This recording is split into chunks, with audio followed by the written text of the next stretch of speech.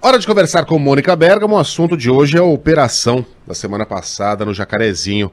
Essa operação pode ser levada ao plenário virtual ou do plenário virtual para o plenário real do Supremo Tribunal Federal. O que significa isso, Mônica? Bom dia para você. Oi, Megali, Ellen, Sheila, bom dia a todos. Pois é, essa operação policial que terminou com a morte de 29 pessoas em Jacarezinho, no Rio de Janeiro, ela está sendo discutida intensamente nos bastidores do Supremo Tribunal Federal, Megali, e o julgamento de recursos sobre a determinação da Corte de que a polícia, enquanto durar a epidemia da Covid-19, só pode realizar operações nas favelas em casos excepcionais, ela deve passar do chamado plenário virtual para o presencial. Então, vamos lá, qual que é a diferença, né? No plenário virtual, não tem debate, não tem discussão nenhuma, quer dizer, o ministro abre o seu computador, está escrito lá plenário virtual, ele entra, vê quais são os processos, dá o voto dele, fecha o computador e acabou. No chamado plenário real, há debates, há votos. Em tempos normais, essa discussão e esse debate, como a gente já estava acostumado, seria ali no plenário do Supremo, fisicamente todos lá, discutindo e debatendo.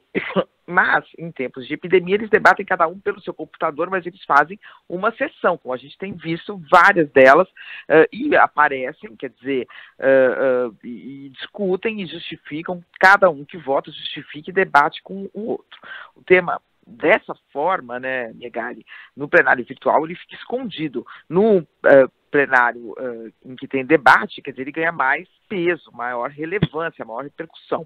Quer dizer, apesar de a decisão sobre a excepcionalidade das operações já ter sido tomada no ano passado e de que agora apenas recursos estejam sendo julgados, nós estamos diante da maior carnificina já vista em uma operação, né, da polícia, com suspeita de arbitrariedades de execução diante do argumento de que os policiais enfrentavam um confronto duríssimo com bandidos, um confronto que ainda nos provou, né? E pior, quer dizer, uma operação muito violenta, com respaldo político explícito. Então, uma situação muito delicada, muito grave, e ministros do Supremo acham que a situação exige pelo menos um debate amplo, público, para que todos nós conheçamos os argumentos de cada um deles, né? E que recursos que vão ser julgados? O Supremo já tinha decidido, né, que se em situações em que as operações policiais fossem indispensáveis, elas deveriam ser justificadas por escrito pela autoridade competente e comunicadas imediatamente ao Ministério Público do Rio de Janeiro. O PSB, que foi o autor da ação, pede agora que o Supremo diga qual é o alcance da definição de excepcionalidade. O que é excepcionalidade? Porque senão fica muito subjetivo, né? Os ministros vão analisar também, e esse é um ponto muito interessante, muito importante, os ministros vão analisar também se é obrigatório os policiais usarem GPS e câmeras de vídeo quando eles estiverem em atuação, para que não fique a palavra deles em defesa do que eles fizeram contra a palavra, por exemplo, dos moradores. Os policiais dizem, nessa operação da semana passada, eles dizem que estavam em meio a um confronto violentíssimo, um confronto duríssimo, né? Então vamos lá, vamos ver as imagens, né?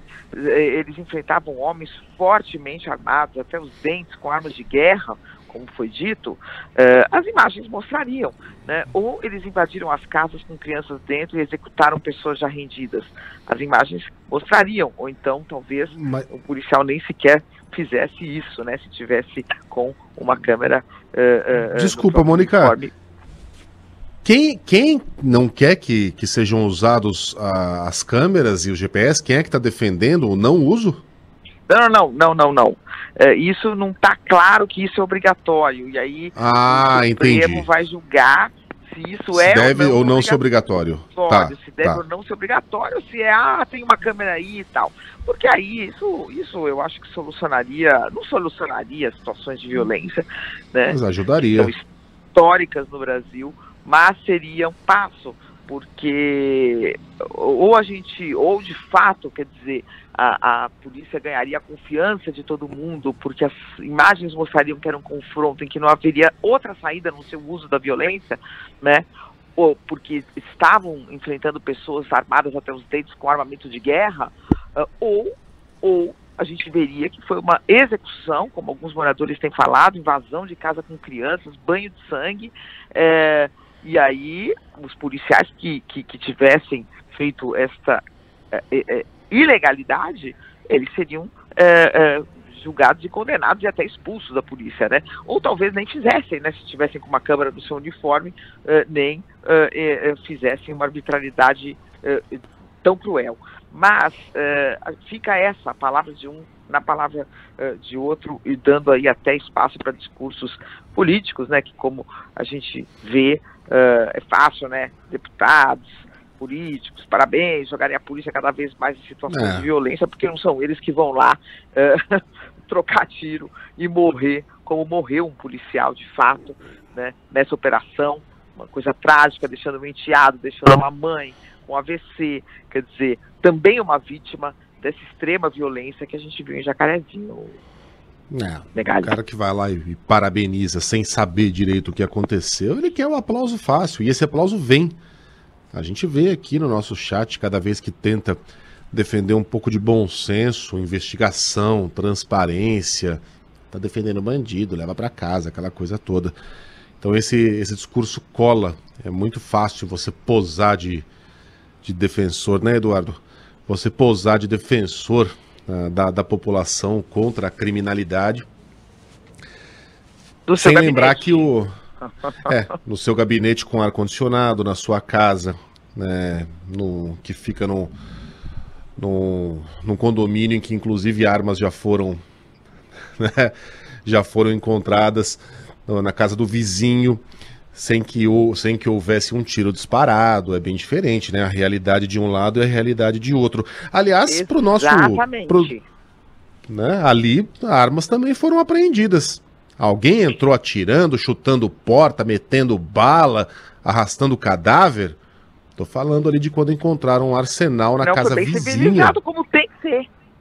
Como tem que ser. Por que essas regras só valem pro rico? Não, além disso, né, Megali, eu acho que a gente tem que começar a observar e a martelar que é o seguinte: a polícia brasileira é a que mais mata e é a que mais morre. Então aqui interessa uma situação de violência institucionalizada. Aqui interessa o escalado da violência, seguramente não aos policiais. Então é o seguinte, tem que fazer o trabalho de direito, tem que fazer o trabalho de inteligência, tem que fazer um trabalho que diminua a violência, porque isso é bom para o próprio policial, né? Ô Mônica, o tráfico rende bilhões, o tráfico é o negócio mais lucrativo do planeta. Talvez empatando ali com a indústria da dieta. Não paga imposto, rende bilhões, forma bilionários. Alguém imagina que um bilionário tá morando no Jacarezinho? Claro. Que tá lá no alto do Vidigal? Não, esses caras estão nos condomínios da Barra da Tijuca, estão no Leblon, estão nas coberturas dos jardins, estão aqui no Jardim Europa, no Morumbi. Cadê as operações policiais contra essa gente? Contra o dinheiro grosso mesmo, a lavagem de dinheiro. Porque matar traficante é bom pra gente aplainar o nosso sentimento de vingança. Bandido bom e bandido morto, 28 na vala, é isso aí, polícia. Amanhã tem 28 novos. E aí, a gente vai ficar matando 28 todo dia? Até o dia que acabar a bandidagem. É isso que essa gente imagina? Que vai chegar o dia, olha, matamos tanto que acabou. Viramos a Suécia. Não vai funcionar. Não.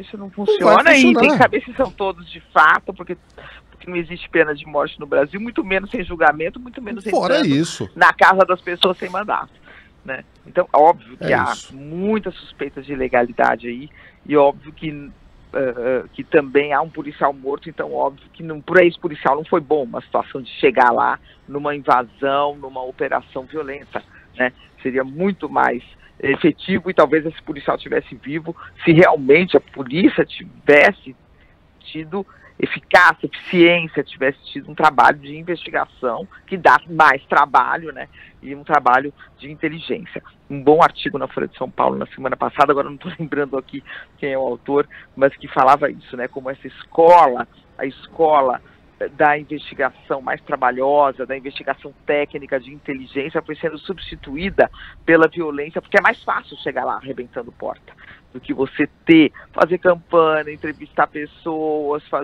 infiltrar, é mais trabalhoso, mas talvez seja mais eficiente, menos violento. né? E não dar voto para político que fica montando em cima desse discurso, né, de violência que não interessa de fato a ninguém. Mônica Bergamo volta com outras informações amanhã. Amanhã começa a CPI da Covid, teremos recomeça o que discutir. Então, boa semana para nós, Mônica. Obrigada, até amanhã.